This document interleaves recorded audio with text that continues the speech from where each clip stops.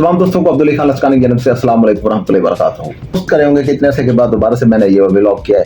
असल मसला ये था कि मेरे दोस्त तमाम मुझसे ये ज़्यादा सवाल पूछ रहे थे कि आपने तो कहा था कि पीटीआई जो है वो इन हो रही है और हुकूमत जो है शहबाज शरीफ की जा रही है, लेकिन ये क्या हो गया जी, वो 10-10 साल की सजाएं हो गई और उसके साथ जो है पीटीआई के ऊपर क्रैकडाउन सख्ती से जारी हैं। और 5 अगस्त हो या 14 अगस्त आपने देखा होगा पाकिस्तान तहरीक इंसाफ के लिए बहुत मुश्किल और कठिन घड़ी थी वो। लेकिन मैं आप तमाम दोस्तों को एक बात बताना चाहता हूँ कि आप पॉलिटिक्स की अगर गहराइयों से वाकिफ हैं तो ये जो तेज सजाओं का प्रोसेस या केसों को खत्म करने का प्रोसेस होता है, ये असल में एक तरीका होता है किसी भी पार्टी को फिनिश करने का।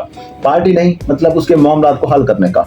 उसकी वजह यह है कि अगर ये इन प्रोसेस चलते रहते तो एक लंबा हो सकता था मामला और हुकूमत जो है उसको भी अब ये थोड़ी सी उम्मीद जानने लगी थी कि अब हमारे साथ दोबारा एस्टैब्लिशमेंट अपनी राहें जो है वो बना रही है। लेकिन यही वक्त होता है जब एस्टैब्लिशमेंट ने बहुत जोरदार शॉट मारना होता है। आपको पता है कि जब भी कोई बॉलर तेज गेंद करना चाहता है तो वो ज्यादा रन लेता है या लंबा जंप लगाने के लिए ज्यादा पीछे जाना पड़ता है। एस्टैब्लिशमेंट ने ये छोटा सा लंबा जंप लंबा लेने के लिए छोटा अपने आप को पीछे किया था। उसकी वजह यह है कि आप देख लें जितनी जल्दी केस हल हो जाएंगे उसके बाद फिर जिन को दोस्तों को सजाएं हुई हैं आप देखेंगे उनको जाकर आगे जो कोर्ट से सुप्रीम कोर्ट में जाए या हाई कोर्ट में वहां से दोबारा अपील में, तो वहां से उनको रिलीफ मिलेगा और ये रिलीफ जो होगा ये केसों को खत्म करने की तरफ अगला स्टेप होगा।